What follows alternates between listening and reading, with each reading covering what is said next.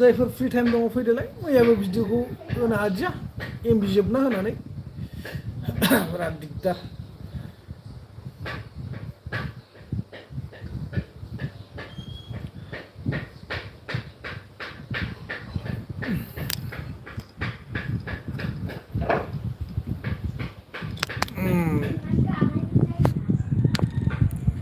सोरबा सानै फैबाय जोंहा सासे बिथाङा लाइक हरजेनबाय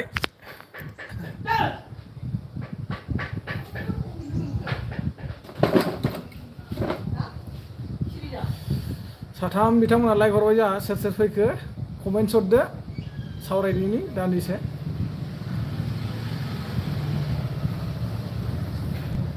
गासिबो थेंक इउ स' माच गोजोननाय जासिबाय नोंथांमोना आंनि लाइभआव फैलायबाय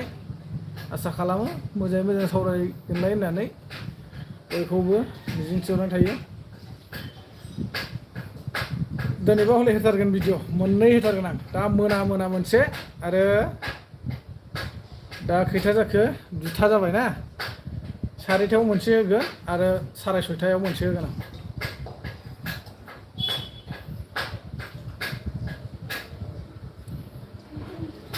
मोनसेया बिदिनो सोलिबाय थानाय जिखुनु जाया जोंहा XNDB-फोरनि सायाव माने मोनथामजों मोनसे बानायना होगोन लोगोसे नोंथांमोना गोबाङानो नुखाबाय जोंनि बिटिआरआव EMफ्रा मा सोलिगासिनो दङ माबोरै जागासिनो दङ बेफोरनि सायावबो लाबोगोन लोगोसे मोनसे भाइरेल भिडिअ लाबोगोन गाज्रिद्राय भाइरेल नङा गाज्रिथार नङा गाज्रि लेंगुवेज नङा माने जास्ट एसे सिमा बारगासिनो दं मानसिफ्रा नैफोरखौ आरो ना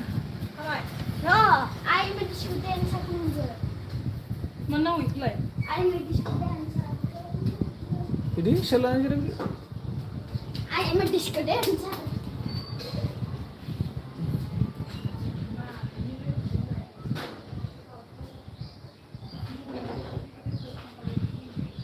कमेन्ट हरला गाइसमोन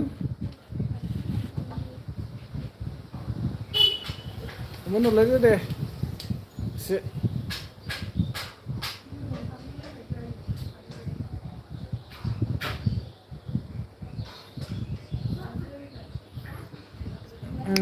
हरबाय जा देंखो बिथाङा फैबाय माजों जाखो बुन्दुनो जानाया माबासो बुन्दु दालि झल ओमफ्राय फान्थाव भाजा बाखि जेबो गैला नै जा गोमोथाव बस फैदों मा खालामदों रा होननाय जादों आरो होननाया दङ ओरैनो नोंथांमोनजों रायज्लायनो थाखाय लाइभ होदों बस माबोरै दं खबर सबर जा देंखो बुन्दु माबोरै दङ खबर सबर फोरमायदो आरो गोमोथाव बुन्दु माबोरै दङ जा गोमोथाव डिउटियावसो ना मायावसो दंबा आरो मा ओंख्रि जाबोखो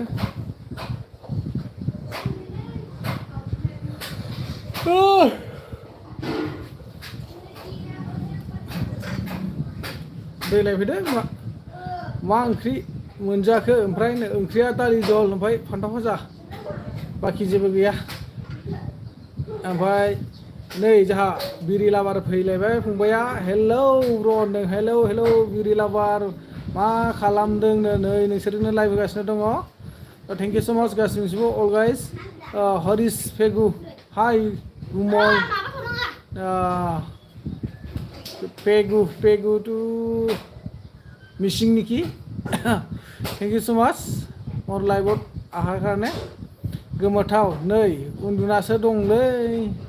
होनदों आदसा उन्दुनासो दं आरोना डिउटि गैथ'आ होमबा ना बयनिसिमबो रोजा साबायखर हय আচ্ছা हरेश पेगु আপুনি লখিমপুর ধেমাজি সাইডৰ নেকি যাহা बिरि लाबारा आदा मनो जानो बेसे नांगौनो मनो जानो 1K साबस्क्राइबार नांगोन आरो 4000 वाच टाइम नांगोन लोगोसे मनोआ दानि जुगाव मोननै स्टेपआव बानायनो हासै 5K साबस्क्राइब 500 साबस्क्राइबार माने 500 साबस्क्राइबार आरो 3000 वाच टाइम 3000 वाच टाइमखौ बानाय हायो खिन्थु हाफ मनो जायो बेखौ दा खालाम फुरायाव खालामना लाबानो जाबाय जेबो बेले बेजे जाया हाबावबा आरो एसे उल्थां फाल्थां जानो नागिरो धेमाजि आচ্ছা धेमाजि ना ঠিক আছে বাৰু কেতিয়াবা যাম ধেমাজি সাইডত হৰিস্পেগু সকলোৰে খবৰ চবৰ ভাল না গাसिनाबो खबरफ्रा मोजां ना नोंथांमोन আপোনাৰ মোৰ তেজপুৰ ঢেকিয়াজুলি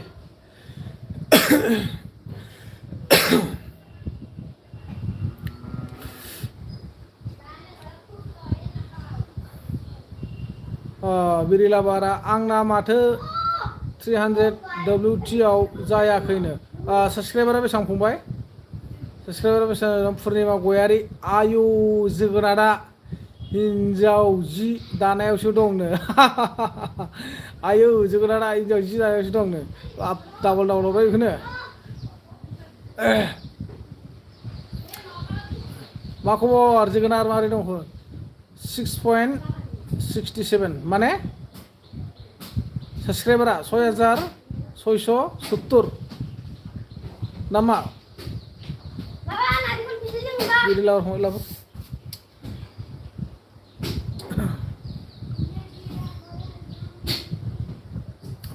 आच्छा 3000 खालामना 4000 खालाम 4000 खालाम दै 3000 खालामबा दिगदार जायो देंखो बिथाङा जा मा बुंदो आंना खबरा मोजां नाथाय देग्लाय नोंनि बिजनेसा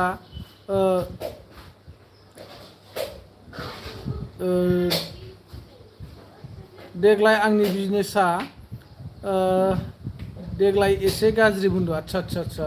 बाखि मा बिजनेस मावोमोन जा बुंदो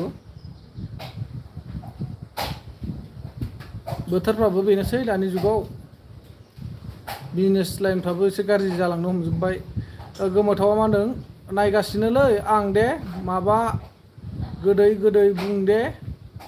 मेलेमाव नांनायनि आच्छा नंगौ नामा बड'लेण्ड ब्रह्म फैलायबाय जोंहा बिथाङा मा लोंखोनो नारेंखल बिदै नै फिसाला नारेंखल बिदै दानना होफैदों बिरिलाबारा सेरेब लोंदों नामा रा आदायानो नङा लोङो आं लोङाखौ बुङा दै लोंनायनि लिमिट दं आंनो बेजों बायचान्सआव खायद'फोर थायोबा बेजों गेलासेबाथाय थोथारबाय खाफि जाथारबाय एकदम आरो बिनिफ्राय बेजों खननै लोंनांगौथाय उल्थां फाल्थां नुजोबसिगोन आं संसारखौ बिदि आरोखि ओमफ्राय जोंहा देंखो बुंदों मा होनखो टि ग्रिन लिफ साप्लाइ आच्छा सापातनि आरो ना दे स' सापातनिबा मारै दाउन जाखो बुंदो सोलिनांगौमोन ना एसे बिजनेसनि खोथा थाहैबाय नङा होमबा मालाबा मा होनो रेटफ्रा आप डाउन जाना होयो बेफोरबायदि बिरि दे दसे बाजैखौबो देखायदो फैगोन र' नारेंखल दानफागासिनो फिसालाजों गोमोथावा मा होनदों लोंनाय हाहानो नारेंखल बिदै देतराज बसुमतारी फैदों जोंहा बेथो बोथोराबो गरम ना आदानो औ नंगौ फंबाय निस्सय गरमनि थाखायनो माने आं कन्टेन्ट लाबोनो बानानै दं ओरैबायदि जाना दं थेवबाबो कन्टेन्ट लाबोआसै आं डाइरेक्ट बुजाबजोब्बाय मोनथाम भिडिअ जों मोनसे खालामबाय ओमफ्राय दा मोनासो ओरैनो ससे 5-10 मिनिटसोनि मोनसे कन्टेन्ट लाबोनोसै जोंहा बड'लेण्ड ब्रह्मआ माखो दिनै खनबैसे खिखो बड'लेण्ड ब्रह्म मोजां बुजायासै आं खिनाया खनसे खिबाय खनसेल'सो खिखायो आं ओमफ्राय जोंहा ब्लग्स अन थांबाय थादो र' एसे दोननो आच्छा नंगौ नामा दे नारेंखल बिदै लोंनो ना फै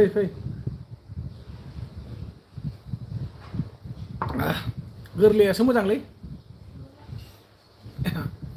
दाख्लै न'आव थाइथाम लोंखाबाय आं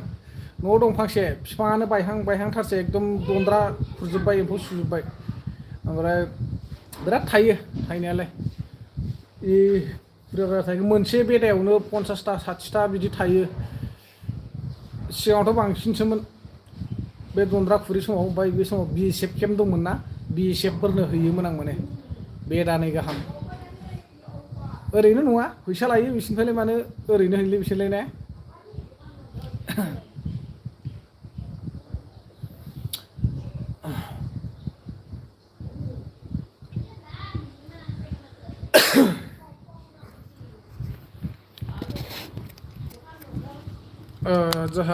गोमोथावा मा होनदों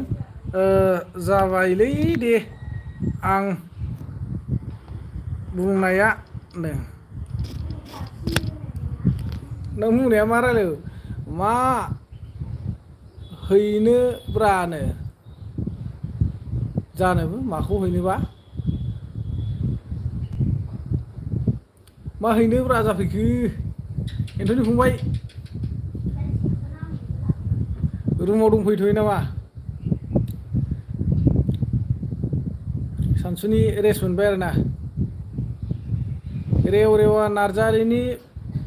खबरा मा दे नो रेव रेवा नार्जारिनि खबरानोथ' बोख्लायजाना दोनदों दा बोख्लायनायखौ गोजोननाय जासिदों जाहाथे बेबायदि खेबसे गोरोन्थि मावनायावनो हमथायोब्लासो बुजिनो मोनो बा बुजिनो रोङो आरो सिमा बारा जाहाथे आं दा बे फंसे बुंफ्लांनायनि थाखाय आंखौ बोख्लायना दोनदों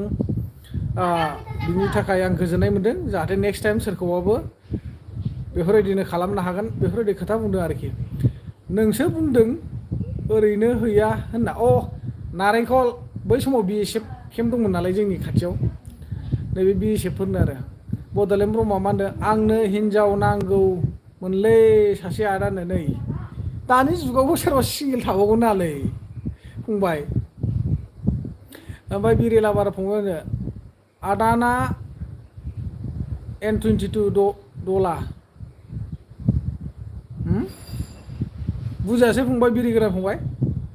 एसे मोजाङै कमप्लिट लिरना हरफिनलाय अननानै आदसा होनदों जा एन्थ'नि फंबाया औ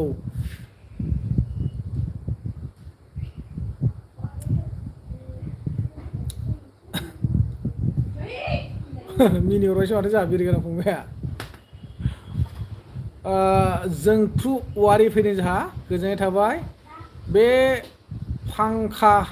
सेरनिया मा बुस्थु आदानो बे फांखा सेरनिया ना माबा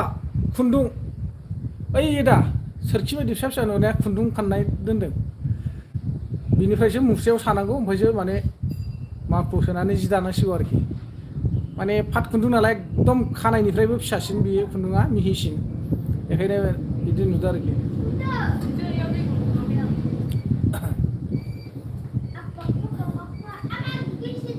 गोजोननाय थाबाय बयनिसिमबो आंनि लाइभआव फैनानै सापर्ट होफैनायनि थाखाय रायज्लायफैनायनि थाखाय बयनिसिमबो रोजा रोजा साबायखर मस्ट वेलकाम एन्ड इन्जय नङा होमबा इन्जय खालामनांगौलै मानसिया लाइफआव बे जिउआव बयजोंबो मिलायना थानानै संसाराव गोरोबलायना थानानै इन्जय खालामाबा जिउ मोनसेखौ लानानै नङा होमबा जोंनि जिउआलाय मा दिनै दं गाबोन गैया रावजोंबो एना एनि जानानै थानानै लाब गैया गोरबोनिफ्राय सोरखौबा थैजासिम दुखु मोननानै लाब गैया मा दानो दोननोसै नामा रानो दानो दोननोसै नामा दोनथ'वा दोननायनि खोथा बुङाखै बस मा ओंख्रि जाखोमोन बसआ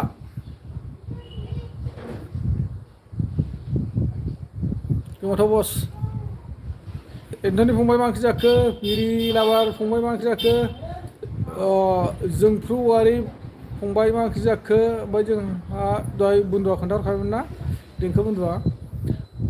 आं नेम सोलायनोसैलै ब्रादार हाथफ्ला नार्जारि लाफिनसै आदसा सिगांनिया दंना गैला लाफिनदो लाफिन उखिल बर' फैबाय नै जोंहा फंबाया आदाना फिसाज्ला फिसाजो साबैसे सानै फिसाजो सासे आरो फिसाला सासे गोमोथाव फंबाय मा होनदों बयलार फोरलासो ब्र' होनो आदसा बयलारजों फोरला ने दे गोथावानो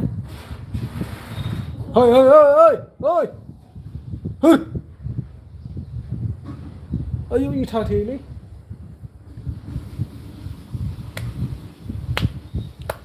जोंना दालि जहलसोलै ओमफ्राय फान्थाव फाजा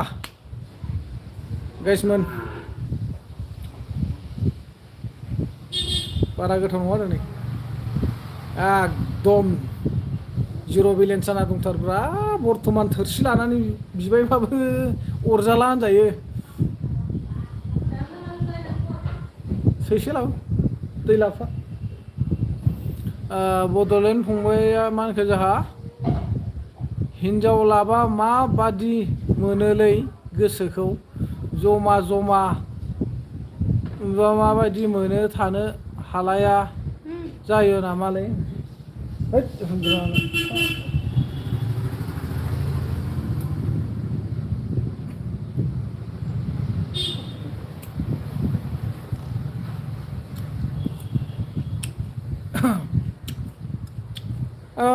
try to understand खालामदो फंबाय देनां लाइभआ मिथिगोन उकिल बर' फंबाय माखो दे मोजां होनदों आच्छा आच्छा थेंक इउ फंबाय ओंखायनो फंबाय होनो जाखांबाय दसे उन्दुनोसै आं 6 PM सोआव आंबो लाइभ फैनो ट्राइ खालामनोसै आच्छा आच्छा दे फैबानो जाबाय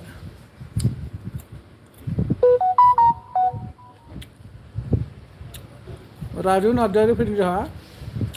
मोजां ना आदा आंनि चेनेलखौ साबस्क्राइब खालामदो आदानो आच्छा आच्छा बबेबा मोनसे भिडिअ'आव नायनानै कमेन्ट मोनसे हरना दोन फंबाय राजु फंबाय कमेन्ट मोनबासो आन्दाया नालाय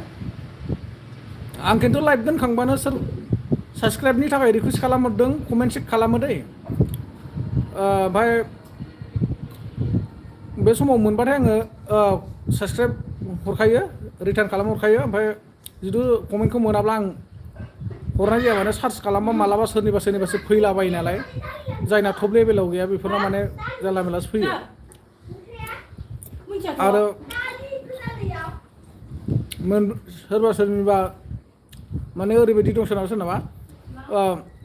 चेनेलनि नेमा बेलेग हेन्डेल नेमा बेलेग नैयाव माने सार्च खालामबाबो फैया आरोखि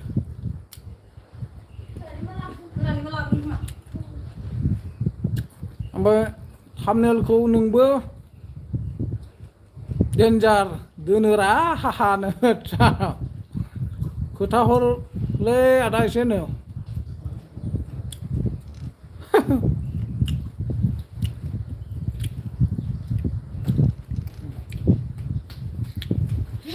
पार्सनेलसो सोंहरनांसिगोन नों फंबाय बेखौ बिदि लाइभआव बोरै फोरमायनो देलाय बड'लेण्ड ब्रह्म फंबाय जाबै माबानि बिबारनि लाइभआव नुबाय थाग्राया नामाब्रा फंबाय नोंनो मार नुखाना आं एदाव हरबाय थाग्राया नन बिटिआरजों आखर मोनसेयाव 100 थाखालै फंबाय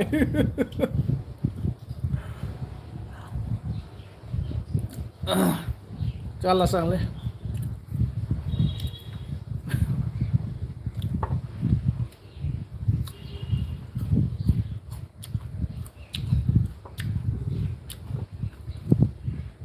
दे अननानै कमेन्ट हरदो लोगोफोर कमेन्टआ स्ल'थार माथो दिनै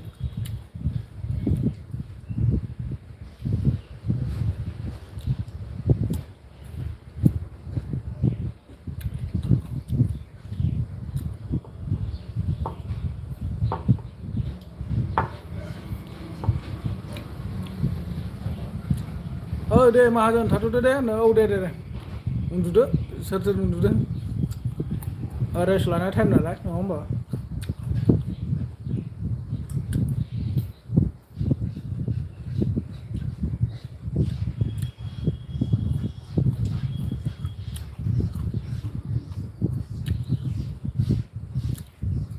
पास्स' बिहरो बिबारिया ना 500 बिहरो आरो ना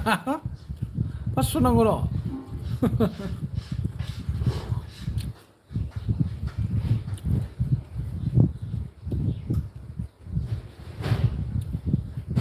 লাকি গেমার ফেবাই যা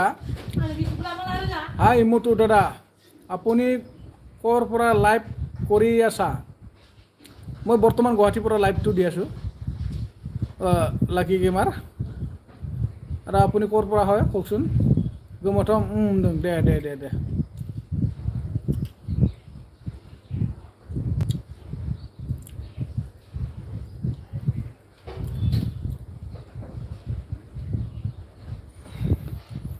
नै जोंहा माबाया फैलायबाय दुबाइ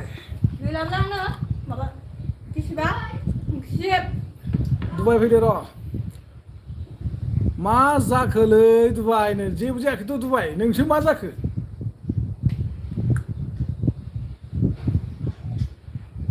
अ जाखोसो होनदों खोमा ने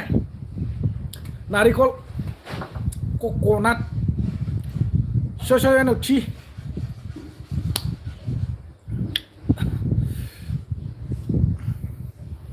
मा ओंख्रि जाया दुबाइ माला थांनांगौ जाखो दुबाइआवलाय फैसायासो जोब्बायलै नोंना वाइ बि वाइना सेस जाजोब्बाय खोमा मिसासै आं दुबाइ नुहैग्रा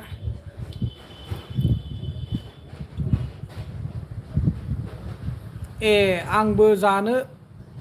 लुगैलायबायसो आं होनो आच्छा आच्छा जाफै दङ दंबावो मेरला दं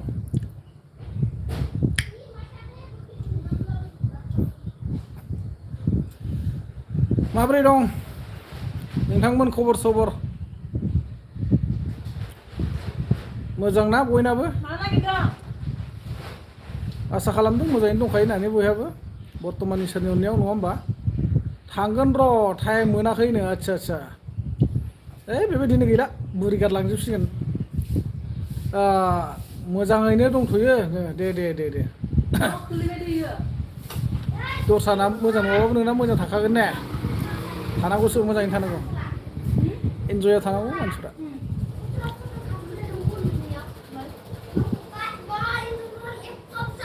अबाव ओइ बन सोनायाव दा इयाव देन्जार एन्जर हाबखायो एन्जर इंगिनि हमनानै डाइरेक्ट दै गुदुं गारसन गारसन फ्राय एवना जानांसिगोन र' ओमफ्राय मा ओंख्रि जाबोखो दुबाइ बाजैया समायनाथार माथो दिनै साबसिन नुदों ओमफ्रायनो आच्छा आच्छा नंगौ नामा थेंक्स लट बिबाजैखौ आरो बाख्नाय हरबावनायनि थाखाय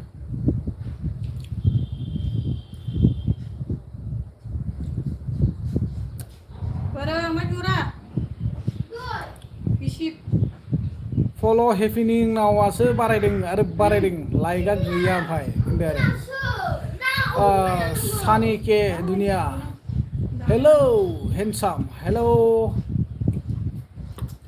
वेलकाम मस्ट वेलकाम एफा गिदिर जागोन नारेंखलखौ गैलालै नोङो उदैया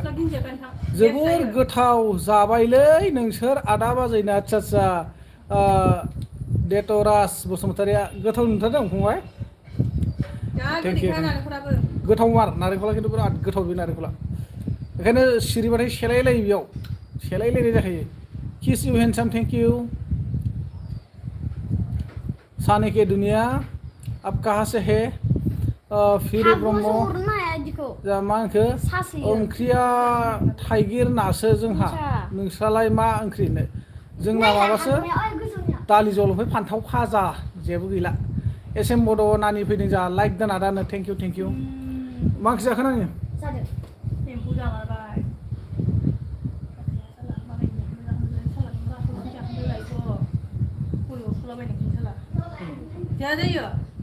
मा एम्फौ जानो गोदोर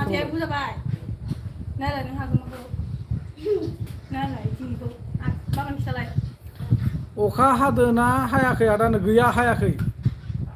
गोथावसो देनो माथो एम्फौ जालाबायनो गोदाव सोरावलाय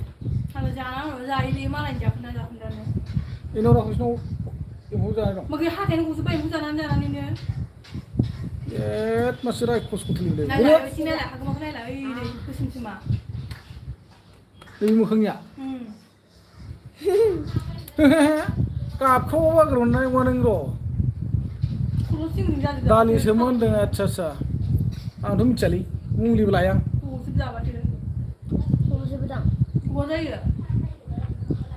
आबौनिख्रुइ बोरै गागेब गेब जादों बिदि जाजोबगोन नोङो दानो गथ'थ'आवनो माथो भिडिअ'आबो भाइरेल जाला दुबाइनो आच्छा आच्छा नंगौ नामा भाइरेल जानायनि खालाम राजिब बसुमतारी हेलौ ब्र' बाजैया नोंजों समायाखै समायखाथारो आच्छा नंगौ नामा थेंक इउ जो गोजोननाय थाबाय राजीव तपा हिंदी माँ बोलो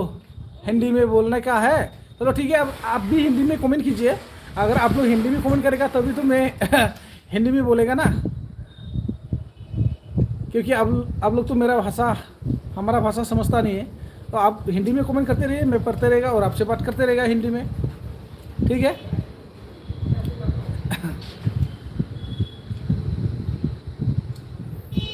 thank you most welcome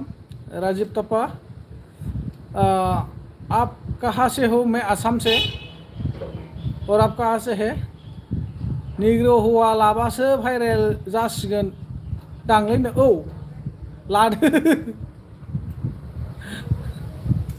लादोब्रा लालायनाङा just खनसेल' लोगो हमनानै भिडिअ बानायदो होमबानो मेल्ला भाइरेल आरो बै जानो गोनांफ्रा बै जाहा गामियारि नानिया जेरै मालाय गोसोम फोनफबनानै भिडिअ बानायदों बिदि बानायब्रा 200K निबो गोजौआव भिउस फैदों मालाय अखा हादो दासो एसे आदानो आच्छा गैयालै जोंनाव मिसासो मिनिदों दुबाया अमित ब्लग बजायनि अमित गेट आउट आपका सपोर्ट मुझे नहीं चाहिए कौन है आपका मदर फादर ने ऐसा बात बोलने के लिए भेजा है क्या हाँ सभी लोग बोलो मेरा लाइफ में कौन कौन है अमित का कमेंट देखिए कैसा लिखा है उसको उसका मम्मी पापा ने उसका बड़ा दीदी छोटा बहन ने भेजा है जाओ वो एंटी ब्रह्मो यूट्यूबर ने लाइव दे रहा है उसका लाइव में जाके ऐसा लिख के आओ बाबा बेटा मेरा भाई बोल के भेजा होगा इसलिए ऐसा कमेंट दिया है तो जैसा आदमी को मेरे लिए सपोर्ट का कोई जरूरत नहीं जाओ निकल जाओ तुम और आना भी नहीं कभी भी दोबारा नहीं तो तुम्हारा हर डिटेल चेक करेगा मैं आसपास यहाँ से आधा किलोमीटर में पुलिस थाना है ठीक है बकवास करने के लिए आया है यहाँ पर दूसरा को ऐसा बोल के क्या फायदा है तुम्हारा मम्मी पापा को थोड़ा बोल के देखो ना तुम्हारा मम्मी पापा को थोड़ा बोल के देखो ठीक है बर'सो नामासो नोंथ' आन्दासाव बर'आनोखा बे कमेन्टआ नोंहा बर'निनो लिरदोंना नोङो खिन्थु ओरैनो नोङो शुद्धखौ बेलेग लिरफ्लादों यानिथ' एसामिस होबा पारे যদি এসামিস হয় তোর মা দেউতা তোমার বাইদেউ ভনীয়ে এনেকুৱা কমেন্ট দিবলৈ পঠাইছে নেকি তোক হা তোমার মামি পাপাক একবার কৈ পেলাই চাবি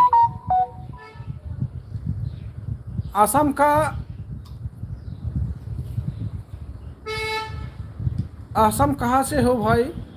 और मैं आसाम तेजपुर से है भाई आसाम तेजपुर मतलब अभी लाइव में गुवाहाटी से दे रहा है आप लोग मेरे को गुवाहाटी में देख रहे हैं अभी बानायनो सानदों र' दे डेटराज बसुमतारी जानला मोनला कमेन्ट हरबायलै आदा मानसिफोरानो औलै र' बिदि कमेन्टखौ हाइड खालाम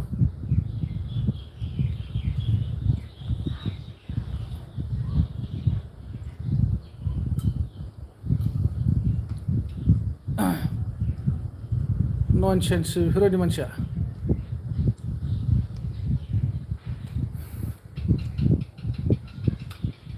सेमनानिया मा होनदों बिमानि फिसा नङा बिसोर हिन्जाव माहारिखौ सिबिनो रोङा डाइरेक्ट खाबा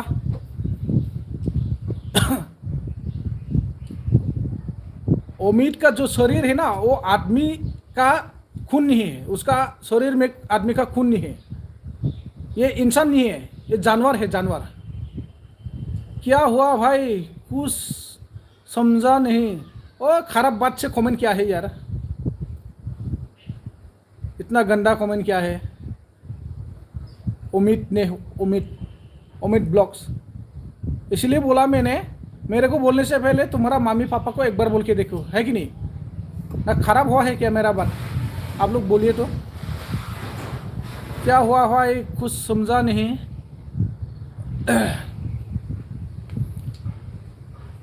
हाइड कर दिया मैंने उसका कमेंट को। एस बसुमतारी हेलो ब्रादार माब्रै दं खबरानो माब्रै खबरानो मोजां मोजां फंबाय गोजोननाय थाबाय फिन आंनि लाइभआव फैफिननानै सापर्ट होफैनायनि थाखाय अन नावनो जानानिया उकिल बर' येस ब्र' होनदों थेंक इउ उकिल बर' सफैलायबाय होमबा ना गोजोननाय थाबाय नोंथांमोननिसिम राजिब बर' खावब्ला बुदां रोङाबा हिन्दी रायलायनाङा बर' रावखौनो रोङानो आच्छा बर' नङाब्ला माखौथो रायलायगासिनो दङ आरो नोंथाङालाय मारैथो बर'नि कमेन्ट खालामखो नोंथाङासो बर' नंबावा बर' जानो नोंथाङा खुद गावनि टाइटेलखौ नाया माने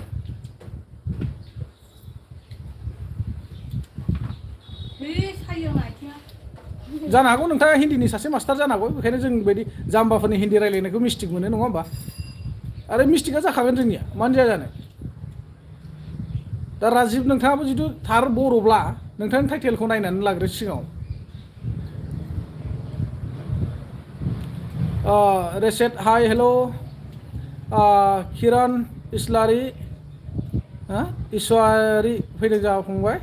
मा ओंख्रि जाखो आदा ओंख्रिया दालि जल आरो फान्थाव फाजामोन फंबाय माने मानसिफ्रा गुबुननि लाइफआव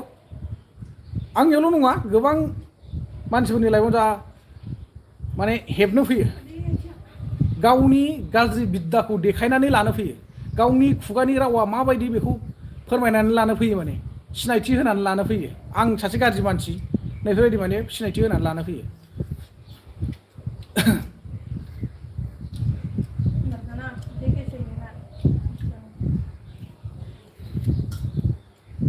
दा नाय जेनेबा मोनसे खोथायाव आंनि खाथियाव सासे फिसा दङ आंनि बिसि दङ बेवहायनो जिथु आङो नोंथांमोननि बायदि कमेन्टखौ फरायनानै होनांगौब्ला लासिंसिं जागोन जाया दिनै नैबे आंनि फिसानि जायगायाव नोंथांमोननि फिसा थानायमोनब्ला नोंथांमोननि बिमाफोर थानायमोनब्ला रुम रेन्टआ बेसे गुवाहाटियाव डिसिपि ब्रादार माने मेन गुवाहाटियावथ' आं थाया नालाय दा आं जेराव दं बेयावथ' जोङो अनलि कारेन्ट बिलनिल'सो 300 थाखा हरनांगौ मासाव बे आरोखि ना दा ओरैजायबा आं मोजाङै मिथिजोबा नोंथां जुदि माब्लाबाफोर खबर मोनबा निश्चय खबर होगोन आङो जारै प्रान्जल बिथांमोन दङ बिराजामोन दङ बिसोरजों खबर लानानै फोरमायगोन आं सोरनोबा जुदि गोनांथि जायोब्ला बा जगाजग खालामनानै होनो हायो उदां दैमारि फैदों जा आदाया मा जायगानि आं सनितपुर ढेकियाजुलिनि फंबाय उदां दैमारि नानि साखोना फंबाय साखो आं सनितपुर ढेकियाजुलिनि गोजोननाय थाबाय डिसिपि बिथांनिसिमबो आरो उदां दैमारि मोननिसिमबो गासिमनिसिमबो मस्ट वेलकाम आंनि लाइभआव फै मोजां गाज्रि खबर लाफै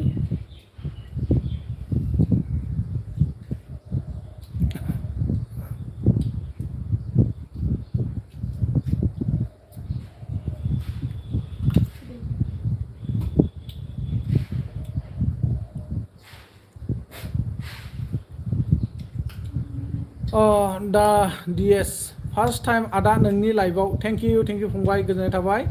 दिनैसो फार्स्ट टाइम ना मस्ट वेलकाम दे फंबाय बहानिफ्राय फैखो फंबाया आंनि लाइभआव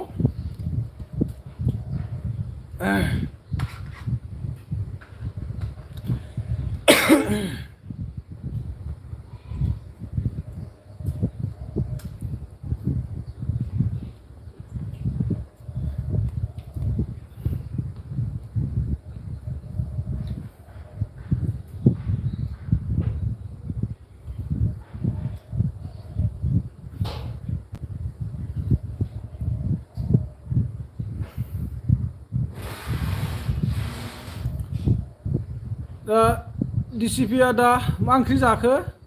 आरो खबर सबर मारै दङ आरो दा डिएस फंबाय मा ओंख्रि जाबोखो दा डिएस फंबाय मा होनदों आं क'क्राझार टिपकाइनिफ्राय आदा आच्छा दे गोजोननाय थाबाय फंबाय एथ' गोजाननिफ्राय फैनायनि थाखाय आंनि लाइभआव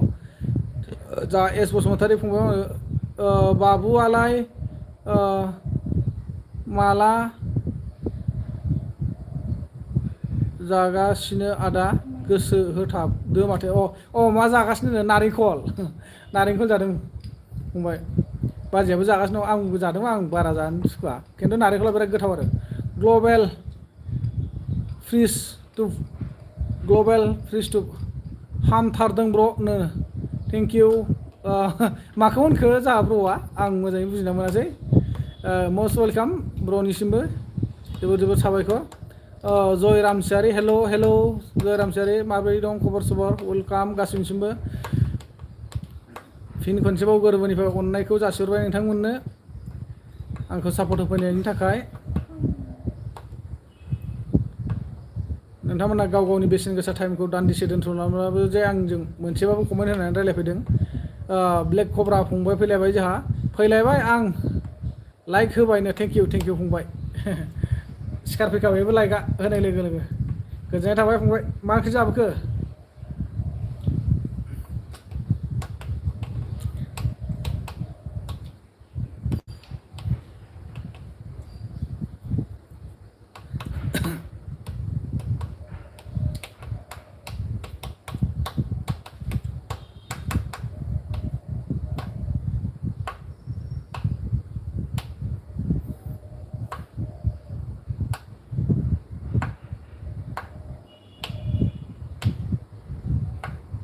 मैथा ना होनदों आदसा गोथावआनो माथो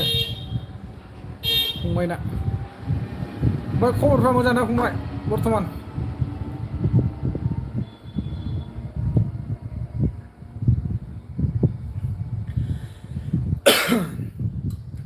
आन्देरा कायाम रहेगा लाइक देन ब्र थेंक इउ मस्ट वेलकाम मोजां दे आदसा जायरा दैमारि फैदों जोंहा बाजैया साफाथारलै आदानो थेंक इउ फंबाय गोजोननाय थाबाय बाजैखौ बाख्नायहरनायनि थाखाय सनिया कुमारी हाय ब्र आं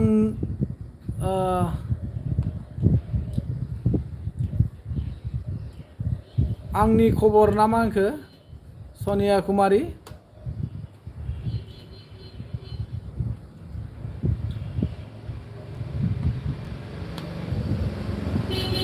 आंनि खबर सोनिया कुमारी आपका कमेंट ज़्यादा समझ भी नहीं आया मेरे को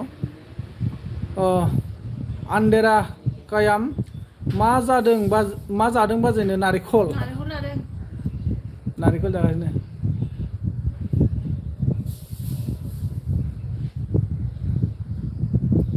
नै दानि राजाया इयाव सोरनाव अबेबा इयाव सिरायनाय मोनबोदोंमोननो गोथावथार नारेंखलालाय जानो गोदै गोथाव मोनो सेलायलायनाय जायो जे सिरिबाथाय मानसिफोरा सेलायलायफैयो बेयाव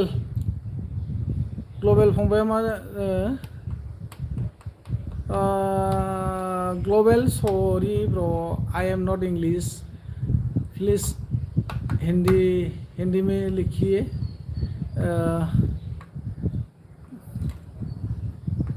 outstanding bro glad to see you this spirit with your wife and still thanks bro global आं बारा बुजियालै इंग्लिशखौ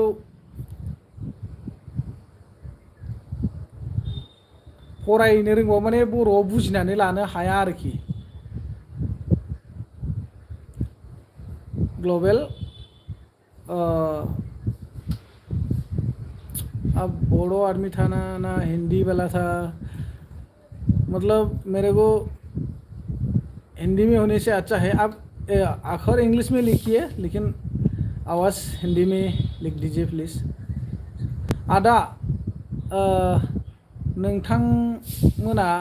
बबेनिनो आं जों सनितपुरनि दैमालु दैमालु बसुमतारी फैबावबाय जोंहा दिनैबो जों सनितपुर ढेकियाजुलिनि फंबाय नोंलाय बहानि जाखो अननानै एसे फोरमायदो आन्देरा अन ग्लबेल फिरुज अके फ्रेन्ड थेंक इउ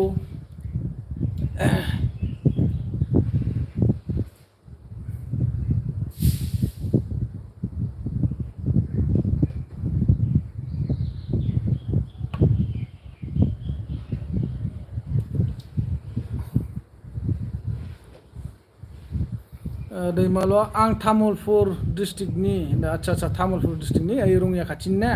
दे ओमफ्राय सोगोम 77 फैबाय बाजैजो मार समायदो आदा फ्रम बाक्सा थेंक इउ फंबाय मस्ट वेलकाम मोजाङै दंना फंबायमोन खबर सबर गासिबो गोदान भिउवार्सफोरनिसिम फिन खेब गोजोननायखौ जासिहरो नोंथांमोना आंनि लाइभआव फैनानै सापर्ट होफैनायनि थाखाय जोबोद साबायखर आसा खालामो जे नोंथांमोना गाव गावनि बेसेन गोसा टाइमखौब्लाबो दान्दिसे दोनथ'माबाबो आंजों मोजां गाज्रि खबर लालायनो फैदों नङा होमबा माखासे खोथाफोर शेयार खालामलायनो फैदों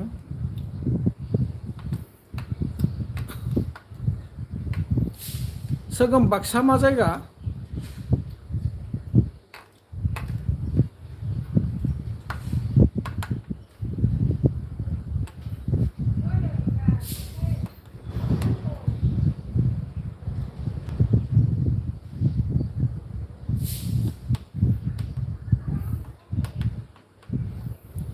सोगोम फंबाय मा होनदो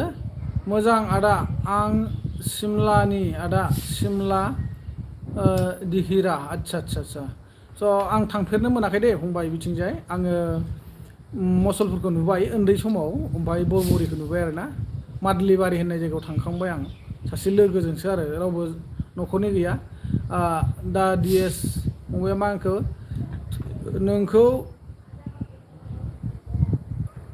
नोंखौ बिसि फिसाजों ज' लाइभ लाबोनायखौ मोजां मोनदो होनदों ब्र बिथाङा आच्छा इंलिशनि दहाय बुंनाया बिदि बुंनाय जादों ना थेंक इउ फंबाय बर' सेलेक्ट खालामना हरनायनि थाखाय जोबोद साबायखर रोङैखौ बेफोरबायदिसो फोरोंनांगौ बोसोन होनांगौ नङा होमबा अब्लासो अनलायनाय थायो बयबो आरो बुजियैखौ बुजिनो हायो ग्लबेल फ्रिस्टुबनि कमेंट्स आरो ना थैंक यू ग्लोबल फ्रिस्टुब आपका कमेंट मेरे को दा DS भाई ने ट्रांसलेट कर दिया है हमारा लैंग्वेज में सो बहुत शुक्रिया फंबायनिसिमबो रोजा साबायखर बर' ट्रांसलेट खालामना हरनायनि थाखाय थैंक इउ दे फंबाय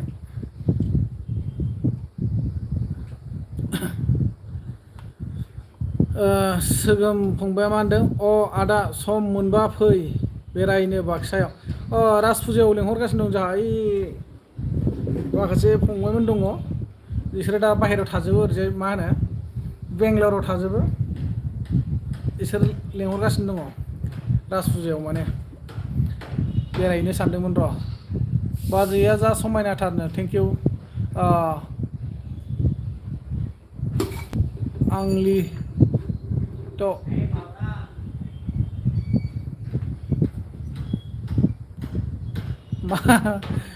FRLO मोन जा नामा फुल मोजाङै हमजोबनो हादिया आङो जाय हक जिखुनु फंबायनिसिमबो गोजोननाय थाबाय आंनि लाइभआव फैनानै रायदावफैनायनि थाखाय थेंक इउ स' माच फंबाय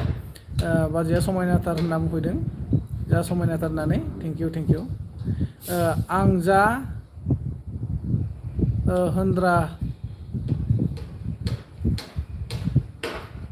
होनद्रायाखैमोन आच्छा जा होनद्रायाखैमोन आरोना बाजैया समायनाथार जाय हक फंबाय थेवबाबो गोजोननाय थाबाय समायनाथार आरो जा समायना एखेयानो जाहैबाय नङा होमबा मोनसे खोथायाव थेंक इउ जा एस बसुमतारी फंबाय मा होनदों सान्दुं दुंदों नामा आदा आसामावनो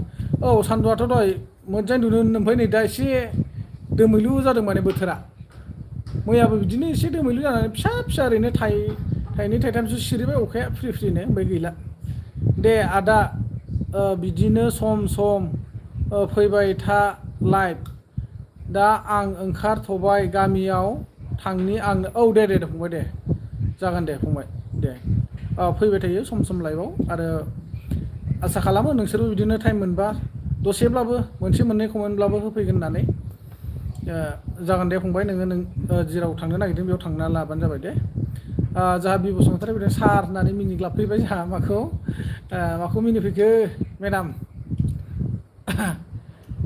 बे केमेराल' दं होनदों नामा नोंना मबाइला फ्रन्ट केमेरा गैया होननाय खोमा जोंहा बसुमतारिना आयां आपुन आदा मा खालामदोंनो लाइभ होदों आयां आपुं नोंसोरजोंनो सावरायगासिनो दंनो सोगोमा दे आदा दे फंबाय दे आंनि लाइभआव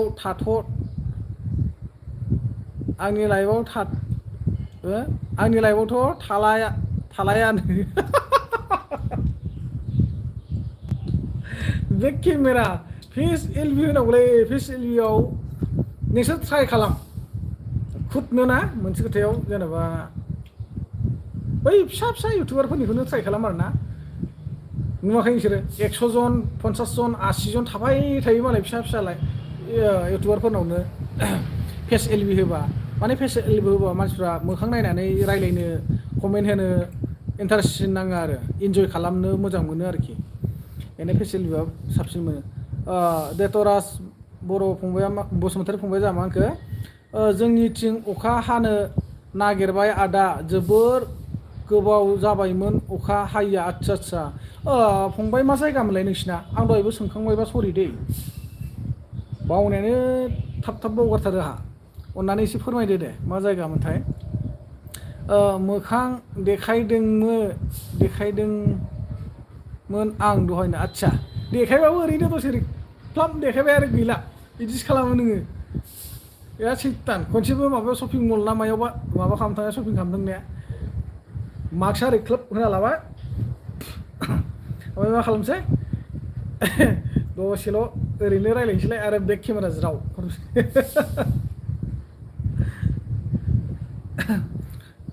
अबसे मालाय बसुमतारी मोना बिउटिफुल नालाय सेंग्राफ्राबो बेनोब्रा मेगन खेबोना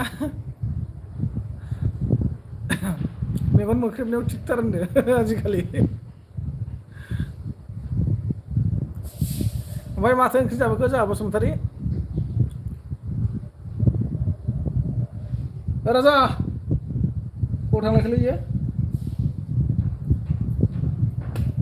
मा बुस्थु बेलाय बोरमा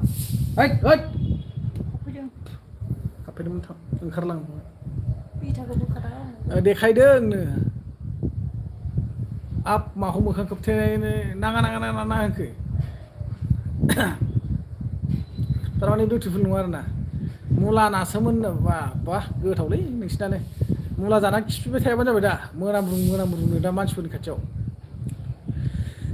ओमफ्राय जोंहा दा डिएस फंबाया आदाखौ फ्रि मिनि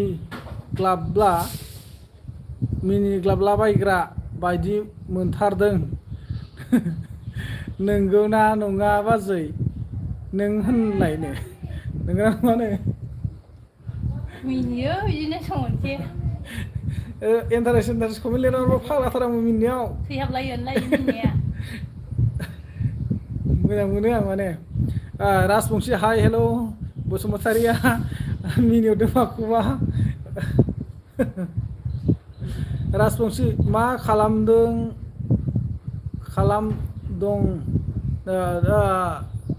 लाइभ होदों लाइभ दियासे राजबंशी लाइभ होबाय दं नोंथांमोनजों सावरायबाय दं आपनार লগতে কথা পাতি আছো स' थेंक इउ स' माच मस्ट वेलकाम मोर लाइभआव आहार বাবে आंनि लाइभआव फैनायनि थाखाय गोजोननाय थाबाय बसुमतारी आरो राजबंशी बिथांमोननिसिम आरो बयनिसिमबो अल भिउवार्स आरो आंनि अल साबस्क्राइबारफोरनिसिमबो रोजा साबायखर नोंथांमोना फैनानै जे आंखौ सापर्ट होफैदों आरो होफैबाय थायो बिनि थाखाय बांग्रिं मावनाय बादि मिनिनो नामा सारा मिनिनो नामा सारा कमेन्ट लिरनांगौ होनबा दानो मिनिनायखौ नायनो लुबैदोंबा फेस्लानो कमेन्ट लिरनांगौ Mama, lu jangan ini pagudoy. मा बुस्थु Sopari. बिनि मा सफार थेक्रा इजों लायलाय बायदि गैया बै बिफांसो बियो Ulai bini kan. अ बे बिफां गैलाना Ay babo. ओइ नै माबा होनदों आयंआ दुरा इथा होना दोनदां खिथाबखौ खेवदों बियो दहाय होना दोनदो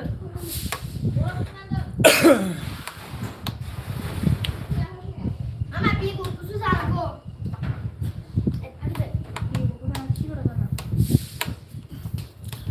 हाल खुगाफा गोसोखांगाफा खुन्दुं थुनगाफा मोदै हुगारफा Nung buka apa? Buku karena yang buku karena masuk perjalanan. Jangan sekali. Gak usah. Maya gurian jadi. Tupsa नुयो मिनिबा धोद थुबसा नु जाला बिला दानथार Siapa salah ini nih ya? जाला बिला दान बिदि थुबसा नुलाय नोङो ओमफ्राय जोंहा डेटरा सुसाजारियानो क'क्राझार थिनालि आदा आदसा क'क्राझार हुलटु थिनालि ना बालाजान थिनालि दे थेंक इउ होमबाथ'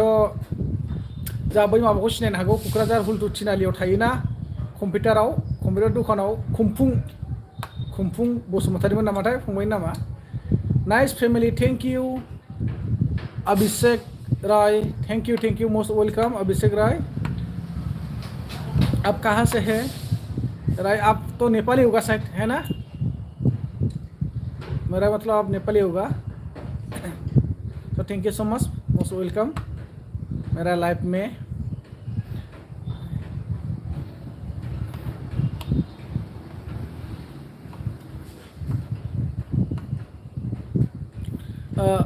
ओमफ्राय बाबुना मा नेम आदा मा क्लासनो क्लासा थालांनो नागिरबायलै बेना मानसिया देरनायनिफ्राय देरदों क्लास 3 ओमफ्राय नेमा जाहैबाय हायेन ब्रह्म स्कुल सोलायनाय जाबायना स्कुलाव सिगां क्लास 4 जासिगोन आरो ना बर' मिडियामाव थानाय मोनबा गामियावनो थानाय मोनबा दा जोंनियाव लाना फैनानै क्लास मोनसे डाउन खालामनानै सोफैफिनबाय नालाय बेनि थाखाय आरो Google account hello Google account मा खबर गुगल एकाउन्ट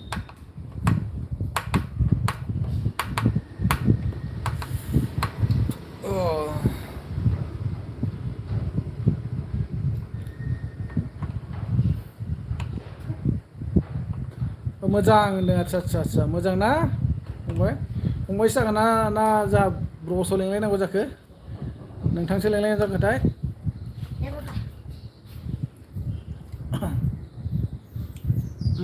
गुगल एकाउन्ट फंबाय जोंहा बहानि जाखोमोन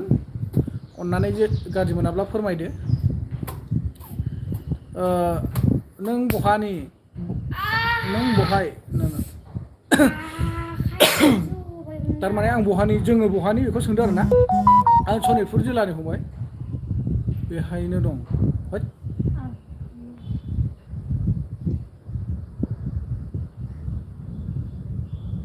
बेहायनो दं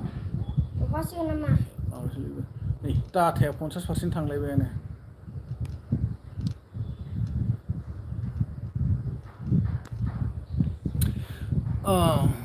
जों सनितपुर जिल्ला ढेकियाजुलिनि दे फंबाय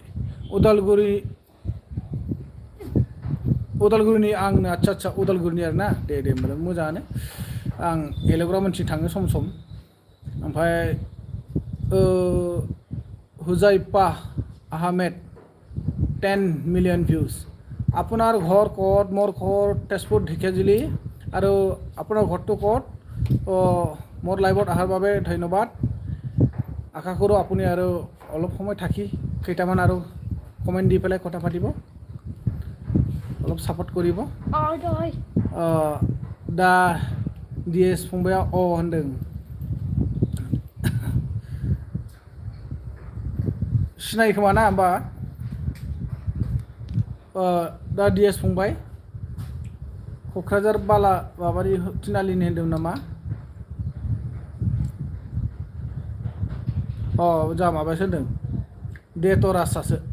डेटरासासो थिनालिनि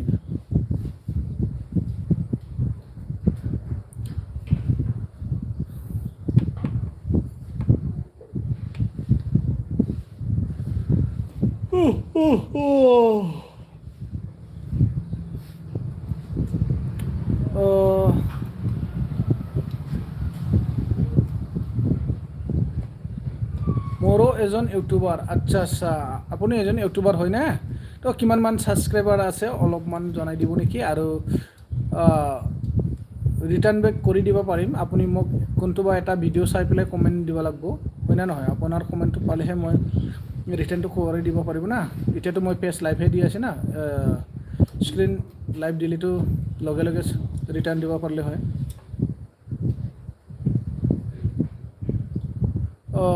देवा सिंह गोपे सासू लूछा हाय मेरे को पता नहीं मालूम नहीं यार कि आपके यहाँ कौन सा लैंग्वेज में कॉमेडी किया है सासू साला लूछा सासू लूछा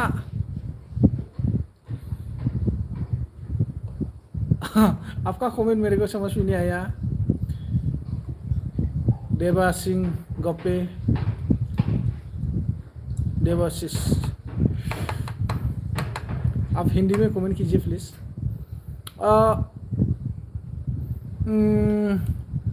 हुजाइफा आहमेद আপুনি ক'ৰ পৰা হয় অলপ জনাই দিব নেকি প্লিজ আৰু আখৰটো অলপ ইংলিছত লিখি দিবা কাৰণ এছামিছ আখৰ মই ইমান ক্লিয়াৰলি চিনি নাপাওঁ স্পষ্টকৈ চিনি নাপাওঁ পঢ়িব নোৱাৰোঁ जा दा DS फंबाया मा होनदों दे होनबा ब्र मालाबा फैफिनसै लाइभआव आं ओंखारथ'बाय औ दे ब्र गोजोननाय थाबाय गोबाव सम आंखौ सापर्ट होनायनि थाखाय रोजा रोजा साबायखर जागोन दे सम मोनबा बिदिनो फैबानो जाबाय आरो आंबो सम मोनबासो होखायो 4.18K साबस्क्राइबार आच्छा 4.18K ना सरि 4.18 তারমানে 4180 জন সাবস্ক্রাইবার আছে ঠিক আছে 80 জনের অলপ ওপৰত হ'ব পাৰে হয় না নহয় 90 জন হ'ব আৰু কি বা 4200 জন হ'বই আৰু বেছি নাই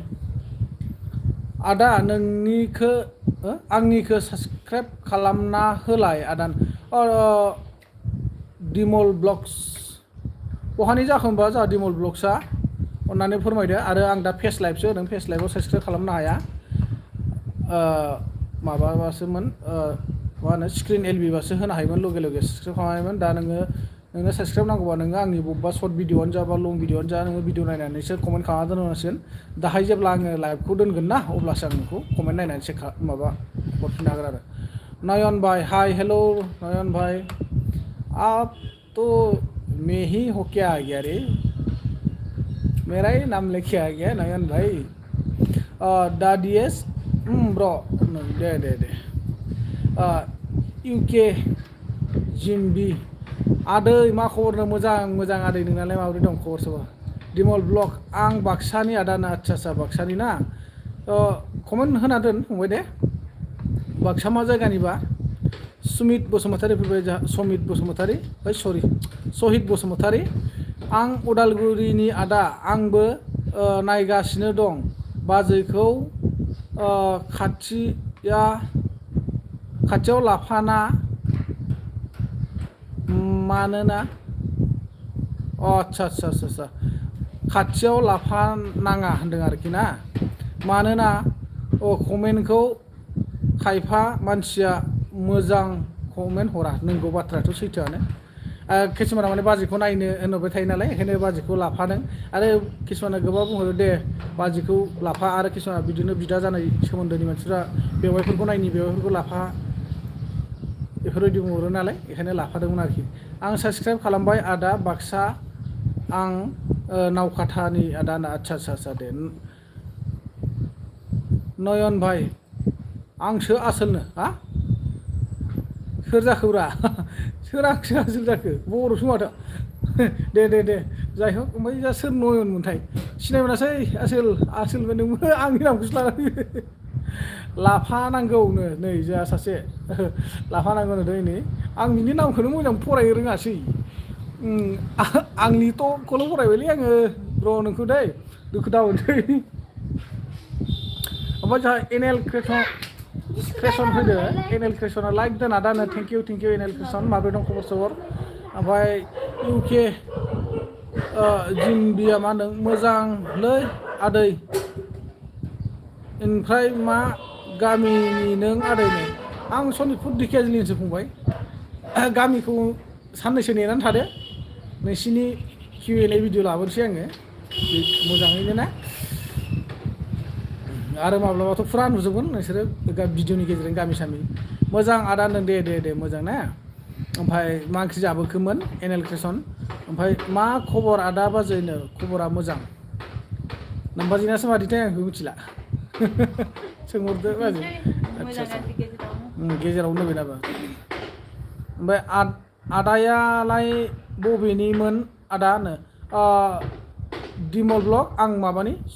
सनितपुर जिल्लानि ढेकियाजुलिनि बिनद बसुमतारी फैदों हाय आदा बाजै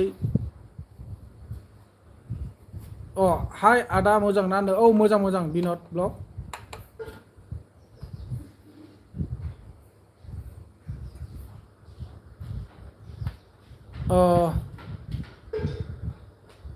হুজাইফা আহমেদ কি হয়েছে एसामीज बोलो समझ में नहीं आ रहा है एसामीज बोलेगा एसामीज भी बोलेगा हिंदी भी बोलेगा आप लोग एसामीज मतलब एसामीज लैंग्वेज को लेके एसामीज भाषा तो लय आखर तो इंग्लिशत लिखि दिबा हाँ कारण एकमात्र অসমীয়া আখৰ দিবা এছামিজ আখৰ দি লিখি দিলে মই মানে ক্লিয়াৰলি বা স্পষ্টকৈ পঢ়িব নোৱাৰোঁ বহুত সময় লয় আৰু 2-3টা আখৰ প্লাছ কৰিলেতো মানে নোৱাৰোঁ আৰু কি আপুনি মানে মোক হেৰি আখৰটো ইংলিছত দিয়ক তাৰপিছত ভাষাটো এছামিছত দিয়ক হা আদা মাই নেম মানে আই এম তো ফাৰ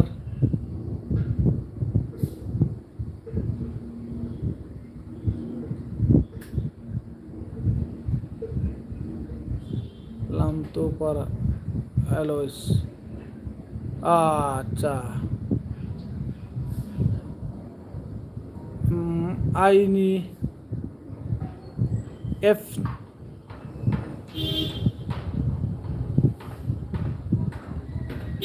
आदा मायने आई एम तो फर एलोइस अच्छा नोंनि फुल नेमा बिदि आरो ना दे एनेल क्रेसना मा ओंख्रि जानाय आदानो ओंख्रिया दालि जल आरो फान्थाव फाजामोन एनेल क्रेसन हमारा कमेंट आप लोग का कमेंट में हिंदी भाषा से ऐसा हाँ आप अभी जो ऐसा लिख के भेजा है ना जो क्या बोलते हैं इसको टाइपिंग इंग्लिश में करो और भाषा आपका हिंदी में डालो या एसामिस में डालो मैं पढ़ लेगा ठीक है एनेल क्रेसन थास' आथिं ना ओंख्रि मोन आदानो बुआ गोथावथारमोनलै गोमजागौमोन आं बेल दां जालायनाय इउके जिएमबि जागोन दा आदै आं नोंनि चेनेलखौ साबस्क्राइब खालामदो आदै दे thank you J K game studio workloads I don't know English please Hindi बोलिए जेके गेम स्टुडिअ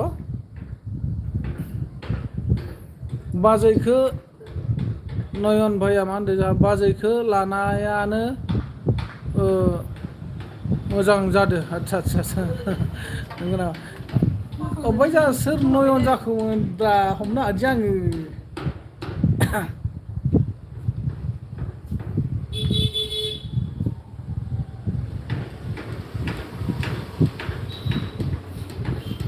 सिनायखादों नामा आंखौ सिनायखायो नयन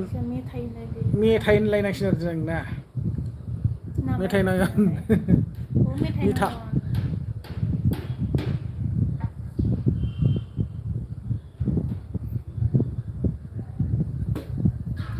नै मालाबा 1 घन्टा 4 मिनिट जाबाय आरो हा दानजायो नामा टिपसनाखि सारिथायाव दानजायो सारथा जायाखै दानजाया आरो नांबावगौ 1 घन्टा थिनथा जाबाय मालाय उन्दुदोंसो बे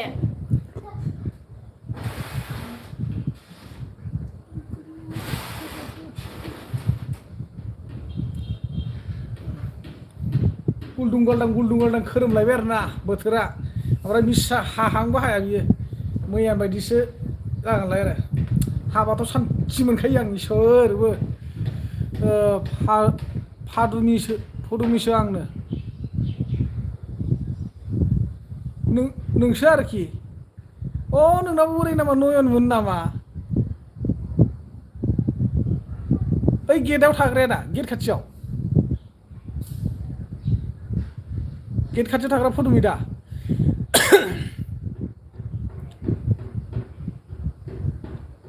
ओमफ्राय दुर्गा नार्जारि फैदों जोंहा माबोरै आदा मोजां ना अखा हादोना हायाखै फंबाय हागोन ना हायाथाय मिसा माथो मैयाबो बिदिनो खोरोमबाय बोथोरा दोमैजोबबाय हायासैनो माथो आरो नै दिनैबो जाहांलायबाय आरोना बिदिनो बोथोरा ओमफ्राय हागोन हाया मिथिया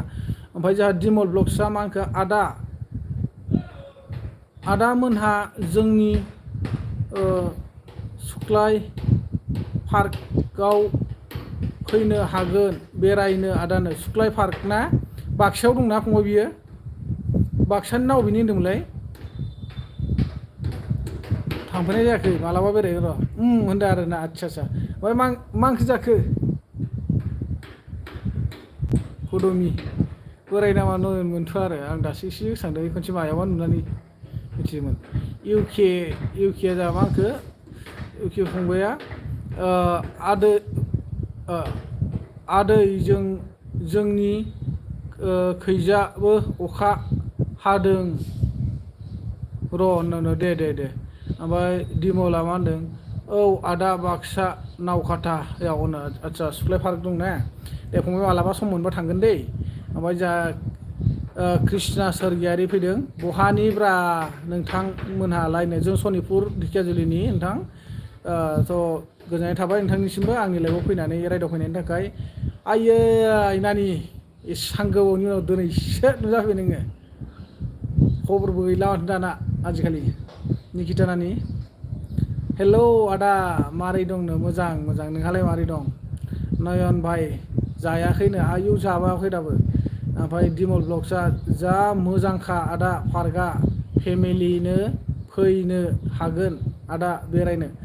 फेमिलियैनो लिंहरगासिनो दङ लिंहरनाया बाक्सायाव र' बैसोरो सालबारिथिं जायोनोलै सालबारि मा होनदोंथाय दिमल ब्लगआ मा होनदों थेंक इउ आदा फैथारबानो जाबाय आदानो थांगोन फंबाय सम जुदि मिलायबासो थांगोन आरोना मिलायाबाथ' बहा थांनो हानो मानो होनबा बे समाव आखायाव थाखा फैसाबो थाहैनांगोन नङाना आखायाव थाखा फैसा थाबासो थांनो हागोन आरो नोंसालाय मा जाखोनो दालि जहल ओमफ्राय फान्थाव भाजा पदमि निकिता नानिया मा होनखो आंबो मोजां आदानो दे ओमफ्राय मा ओंख्रि जाखो नानिया डिउटियाव दंना रुमाव दं दालाय दिमल ब्लग खाथि जायो सालबारियानो आदानो आदसा खाथि जायोना इनिफ्रायथ' बारा गोजान नंखाया आंथ' दा गुवाहाटियावसो दंखायो नालाय गुवाहाटिनिफ्राय बारा गोजान जाखाया थाब मोनहैयो नै जोंनि खाथियावनो नोंसिनि बाक्सानि मानसिफोर मेरला दङ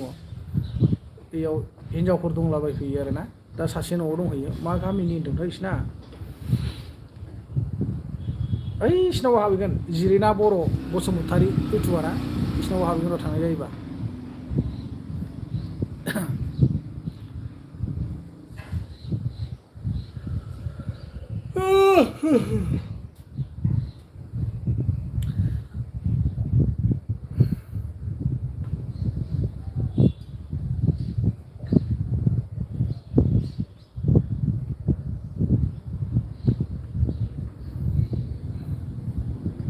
ओमफ्राय जोंहा दिमल फंबाय मा होनदों होनबा खाथिखासो आदा 1 आवार्सल' लायो गरेस्वरसिम आदानो औ गरेस्वरावलाय मानो थांनांगौ जाखो आंलाय नों ओरै माबाथिंसो नाखै सालबारि खाथि जायोबा ना नोंसिना ओरै गरेस्वरजोंसो खाथि जायो नामा ओमफ्राय लामबेराजों नाजोंमोन आदा दिनै सुथिनो आदसा दिनै सुथिया ना लामबेराजों ना वा गोथावानो गोखै नंगौ नङा लामबेराया ना सिनिसो होयो नामा नोंसोरो किसुमाना सिनिसो होयो दे मस्ति दे लामबेराया नङा गरेस्वर नावकाटासो आदा गरेस्वर नावकाटा गरेस्वरजोंसो सिदाथ' आरो बेथिंनिबो सिगां तामिलनाडुआव लोगो मोनलायनाय मेरला दंमोनलै मा गामिथाय मिथिया खाग्राबारि माबाबारि होनलाबायदों बिसोरो नैलाय आंना MB-आ 90 थांलायबाय मा जाबावगोन दा होमबा भिडिअखौ माजों आपल'ड होबावनोलै आङो मोननै भिडिअ आपल'ड होनो नागिरदों दिनै सेसलै मैयाबो लोगोनावबो बिहरथ'बाय मोनासै गैला आरो दिनैबो सेस मा जागासिनो आंनि एमजिआ माबा लाइभ होबाथाय सोला लांजोबो दसेनो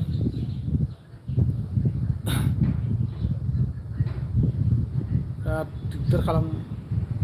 लाइभआव रायलायनो लुबैनानै फैयो सालबारियाबो 1 आवार्स लायो जोंनिफ्राय आदानो आदसा 1 घन्टा लायो आरोना सन्जय बर' बसुमतारी फैदों जोंहा सुवालकुसियाव थायो नामा आदानो औ हाब डाइरेक्ट हमफैबाय जे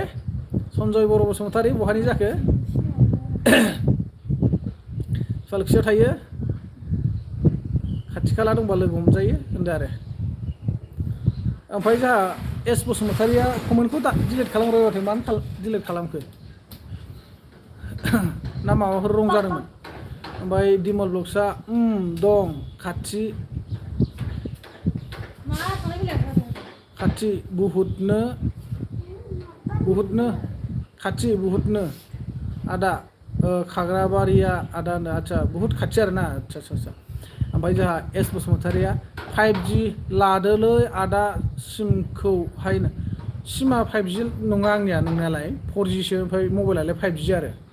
नेटपेकखौ आं डाटा एभेलेबल माबा गासिबो खालामनानै लाखाजोबदोंमोन मारै बिदि जाबाय दं हमनो हायाखै आं मायाव बिदि जाखोथाय माबाखौ मैयासो आपडेट मारलायदोंमोन आङो बे डाटा एभेलेबलनि माबाखौ एप्सखौहाय फाल्थु जाजोब्बायलै गासिबो गोदानावल' बिराद माबा खालामनो हायो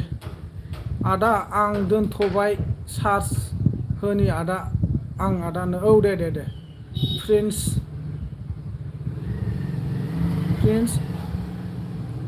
हाजरा you are very beautiful thank you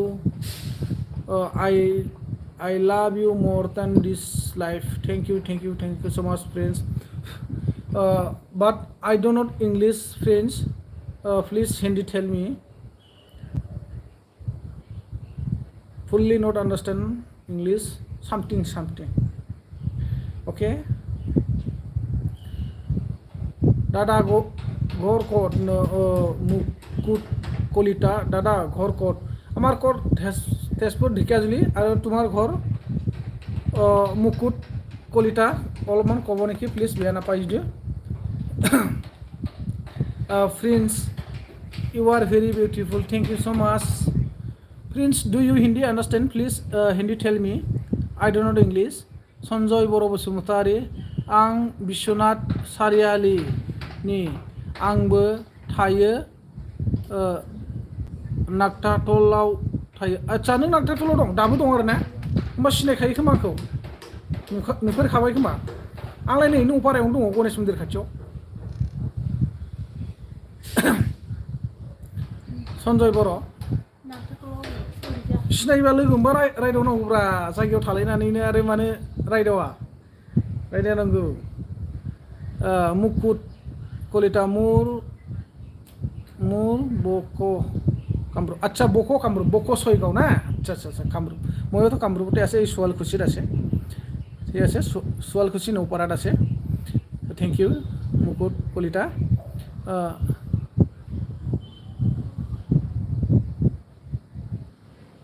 where is your house no this is our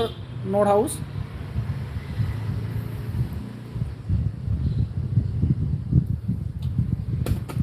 anyway my house Assam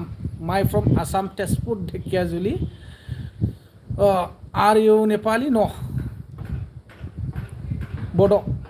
Bodoland our separate state Bodoland BTR full from Bodoland territorial council ये है बीटीसी का फुल फॉर्म और बीटीआर का reason फुल form हो गया Bodo territorial reason लाम्बेराया मा बुस्थु आदानो लाम्बेराया टमेट'खौ होनो फंबाय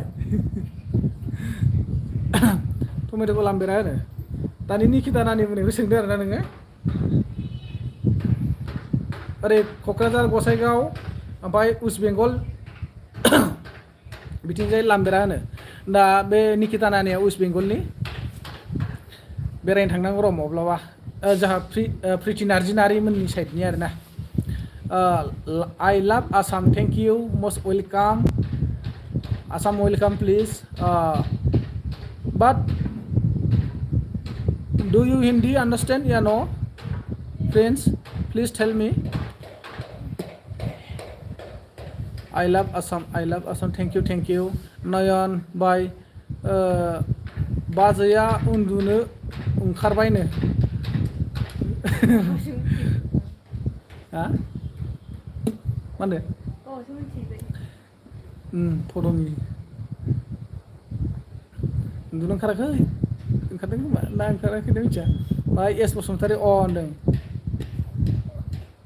ओमफ्राय बोरै जा मा नाम मोनलाय माबायाव नागथाथलाव थाग्राया सन्जय बर' बसुमतारी थांखो ना माखो ओमफ्राय फ्रेन्ड्स आइ लाभ आसाम थेंक इउ তুমি খুব সুন্দর থ্যাংক ইউ সো মাচ আপুনি দেখোন অসমীয়াত লিখি দিলে আপোনাৰ ঘৰ ক'ত নেপালতে নেকি না আমাৰ অসমত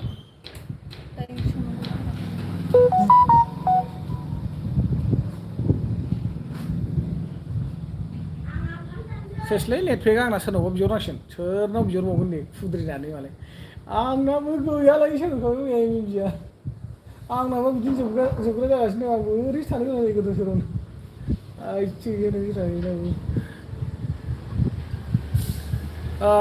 सन्जय बर' आं बसुमतारीसो मोनथारदों बर' सन्जय बर' सन्जयसो मालाबा लोगो मोनब्ला माथो होगोन दे नो आच्छा दे लोगो मोनोथ' आं बेरायबाय थायोना इथिं नौपाराथिं नोंसोर बाजाराव फैया नौपारा बाजाराव मेडिकेल शप सिगांथ' बिराद बेरायोमोन आं इथिं जाहैबाय बाजारथिं बेरायहैलाबाय थायोमोन आं नागथाथलथिं दाथ' सिनायनायानो गैला रावबो लोगोफ्रानो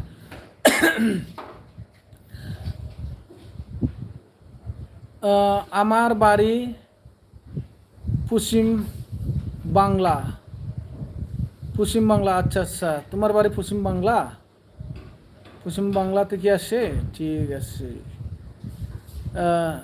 শিলিগুড়ি আচ্ছা থ্যাংক ইউ শিলিগুড়ি এইফালে আর না ওইদিকে আসে আপনার বাড়ি বাট আপনি তো নেপালি আছে না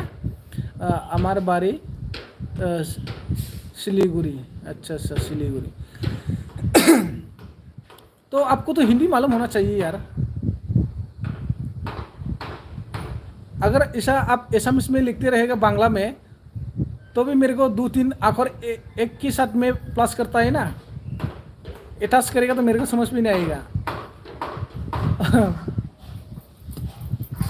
पढ़ने के लिए थोड़ा मुश्किल है मेरे को क्योंकि ज़्यादा पढ़ाई लिखा नहीं ना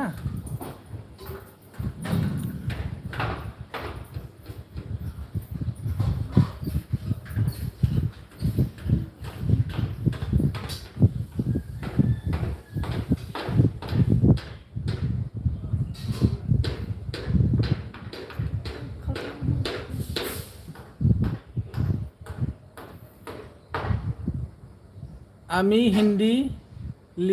লিখতে পারি না আচ্ছা না যে হিন্দি লিখতে লাগবো না বাট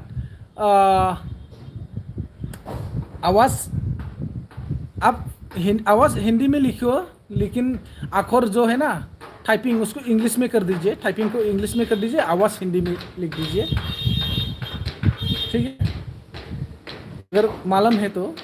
हिंदी में मालूम है तो सन्जय बर' सन्जय आं बांसिनानो